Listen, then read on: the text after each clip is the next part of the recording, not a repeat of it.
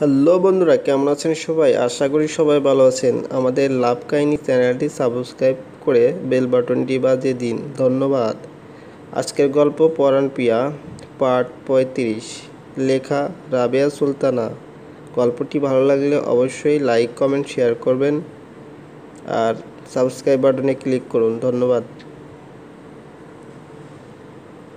বাড়িতে ফিরে এসে যেই যার মতো করে রুমে চলে গেল। প্রিয়তা দাদিকে নিয়ে ওনার রুমে দিয়ে এসে, দাদি তুমি ফ্রেশ হয়ে একটু রেস্ট নাও, আমি রুমে যাচ্ছি, একটু পর তো বাবা চা চা করে বাড়ি মাথায় তুলবে। হ্যাঁ রে পিউ, তোর বাপের বাড়ির লোকগুলান সেদিন আইয়াই চলে গেল, আর তো আইলই না। দাদি, আমার মা তো একা একা, হয়তো সব সামলে পরে আবার একদিন আসবে, তখন আমার মাকে বলবো তোমার সাথে ভালো করে আড্ডা দিতে। কত হইল তুই রাইতে একা ঘরে শুইতে পারবি? নিবিড় দাদুভাই তো হঠাৎ করেই চইলা গেল। দাদি চিন্তা করো না, আমি পারবো। বিয়ের পর প্রিয়তা মুখের কথা মুখে রেখেই, আচ্ছা দাদি আমি গেলাম। প্রিয়তা হেঁটে এসে সিঁড়ি দিয়ে উঠতেই রিশাদ নেমে আসছে। দুজন দুজনকে দেখে থমকে দাঁড়িয়ে পড়ল। নিবিড় সাহেব তো চলে গেলেন, এখন কাকে নিয়ে থাকবে? সেটা তোমাকে চিন্তা না করলেই হবে। সামনে থেকে সরে দাঁড়াও। প্রিয়তা নিজেকে বেশি চালাক মনে করো, তাই না? নিবিড়ের টাকা দেখে কি চোখ কপালে উঠে গেল নাকি? ভদ্রভাবে কথা বলো। আর হ্যাঁ, আমি যদি নিবিড়ের টাকার জন্য বিয়ে করে থাকি, তুমি তাহলে নাদিয়া আপুকে কিসের জন্য বিয়ে করেছো? মুখে যে বড় বড় কথা বলো, সেটা বেশি দিন টিকবে না যদি আমি একবার মুখ খুলি। ওহ রিয়ালি? তাহলে খোলো, সবাই বিশ্বাস করবে তোমার কথা। নাদু করবে? কেউ করবে না। ভুলে যেও না, আমি নিজের ইচ্ছায় এই বাড়িতে আসিনি। প্রিয়তা চুপ করে দাঁড়িয়ে আছে, কিছু বলতেও পারছে না। নিবিড় যেদিন এসব জানতে পারবে, তার স্থান কি সত্যি আর এই বাড়িতে হবে না? এই লোকটা না জানি উল্টোপাল্টা কিছু করে বসে।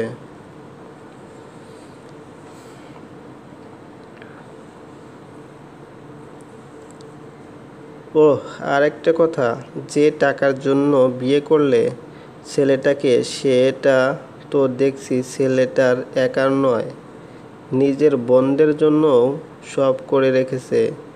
বুঝতেই পারছো? তাহলে তো আমিও এই প্রপার্টির ভাগ পাচ্ছি। দেখো রিশাদ, এসব শুনতে আমার মোটেই ইচ্ছা করছে না। ওনার বাড়ি, ওনার সব, উনি কাকে দেবে না দেবে এতে আমার কোনো মাথা ব্যথা নেই। কথাটা বলে প্রিয়তা রিশাদের পাশ কেটে নিজের রুমে এসে বসে পড়ল। নিবিড় আমায় এই কোনো বিপদে ফেলে গেল, এই লোকটাকে আমি কিভাবে সামলাবো এই কয়েকটা দিন? সারাক্ষণ যেভাবে পিছনে পড়ে থাকে, তাতে তো দেখছি কিছু একটা ঘটিয়ে ছাড়বে। রিশাদ এই কয়েকদিনে সবার মন জুগিয়ে নিয়েছে। মোশাররফ হোসেন আর সালমা বেগম চোখে হারায় সব কিছুই এখন বাড়ির ছেলের মতো করে রিশাদ। নিবিড় চলে যাওয়ার 2 দিন পার হয়ে গেল। রিশাদ প্রিয়তার সাথে তেমন কিছু আর বলেনি। রিশাদের মনে এখন একটা কথা ঘুরঘুর করে, সেটা হলো নিবিড়ের যাওয়ার আগে শেষ কথাগুলো। তার মানে নিবিড় বোনদের নামই সব কিছু করে যাচ্ছে। ব্যাংকের টাকাও এখন নাদিয়া নিজের ইচ্ছামতো খরচ করতে পারে। নিবিড় সেই ব্যবস্থাও করে দিয়ে গেছে।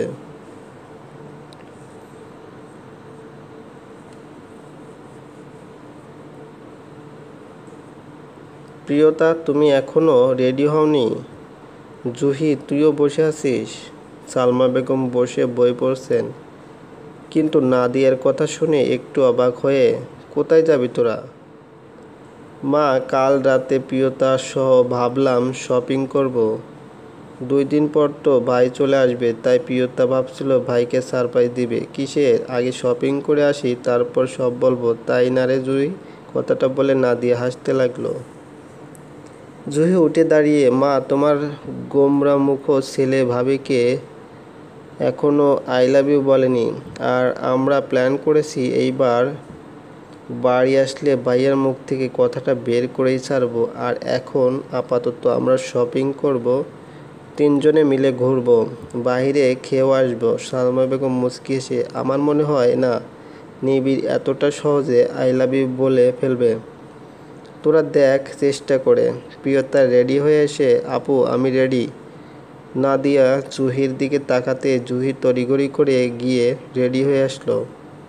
প্রিয়তা, নাদিয়া, জুহি শপিং শেষ করে নাদিয়ার ফোন আসতেই, প্রিয়তা তোমরা দাঁড়াও, আমি কথা বলে আসছি।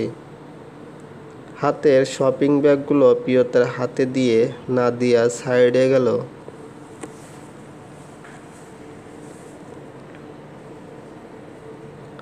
ভাবি তুমি দাঁড়াও, আমি ওই দিকটা থেকে আসছি।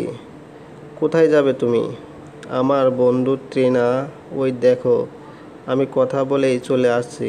প্রিয়তা মুচকি হেসে, ওকে তাড়াতাড়ি ফিরে এসো। প্রিয়তা শপিং ব্যাগগুলো নিয়ে দাঁড়িয়ে অপেক্ষা করছে। হঠাৎই কাঁধে হালকা স্পর্শ পেতেই পিছন ফিরে তাকিয়ে, ইভা, কিরে তুই এইখানে? ওই বাড়ির লোকেরা বুঝি তোকে নিয়ে দিয়ে ব্যাগ বহন করাতে এখানে নিয়ে এসেছে? ইভা আসলে কি আর বলবি বল, আমাদের যা বোঝার বুঝ হয়ে গেছে। ওরা কোথায়? শপিং করছে বুঝি তোকে এইখানে দাঁড় করিয়ে? আসলে কি বলতো, তোর সাথে ওদের যায় না। ওরা ঠিক বুঝতে পেরেছে, কিন্তু তোর বলদ শ্বশুরটা সেদিন না বুঝেই ছেলের পায়ে কুড়াল মারলো। এখন নিশ্চয়ই হাড়ে হাড়ে টের পাচ্ছে। ইভা তুই আমার কথা তো শুনবি। তোর কি বলার আছে আমার ভালো করেই জানা আছে। তোর ন্যাকা কান্না আর বানিয়ে বানিয়ে ওই বাড়ির মানুষের নামে বদনাম করবি, এই ছাড়া আর কী বা করবি বল। আসলে কি জানিস, ওরাও বুঝে তোর মতো অপয়াকে কোনো জায়গা রাখতে হয়।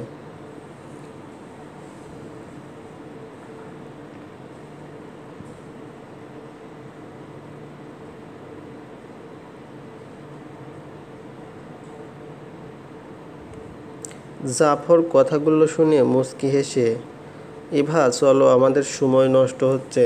জাফরকে থামতে বলে ইভা আবার বলল, তোর জামাইটা কোথায় রে? অন্য মেয়েকে নিয়ে নিশ্চয় আমোদ করছে। যাই করুক না কেন, এই বয়সে তোকে বিয়ে করেছে এটাই বেশি। অন্তত তোর কপাল থেকে কুমারী নামটা তো ঘুচলো। প্রিয়তা কিছু বলতে যাবে এমন সময় নাদিয়া এসে, প্রিয়তা জানো ভাই ফোন দিয়েছে, তোমার জন্য 1 কোটি টাকার ডায়মন্ড সেট পাঠিয়েছে। এবার চোখ তো কপালে উঠে গেছে, হাঁ করে তাকিয়ে আছে নাদিয়ার দিকে। ভেবেছিল তুমি বাড়িতে আছো, কিন্তু শোরুম থেকে লোক এসে তোমাকে না পেয়ে মায়ের হাতে দিয়ে গেছে। ভাই তো জানে না আমরা এখানে এসেছি। নাদিয়া কথাগুলো বলে অট্টহাসি দিয়ে ইভা আর জাফরের দিকে চোখ পড়তেই, প্রিয়তা তুমি ওদের চিনো নাকি? ইভা মুচকি হেসে, হ্যাঁ আমি ওর। প্রিয়তা এর আগেই থামিয়ে দিয়ে, না আপু ওদের আমি চিনি না। উনি আমাকে কিছু বলতে চাইছেন। জি বলুন, আপনি কি বলতে চাইছেন? এবার কথাটা শুনে গম্ভীর হয়ে নিচের দিকে তাকিয়ে জাফরের হাত ধরে এগিয়ে গেল।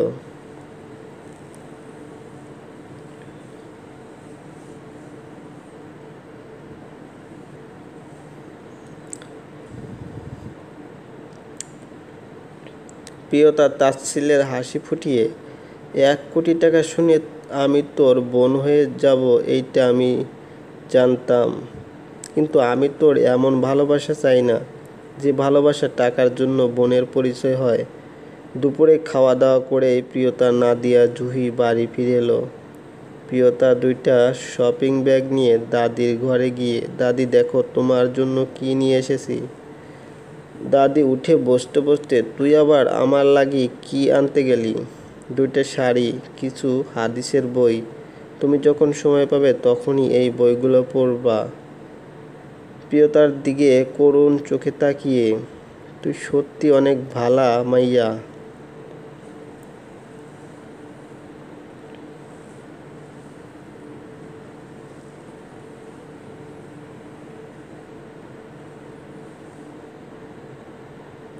আমাগো নিবিড় অনেক ভাগ্য নিয়া তোরে পাইছে।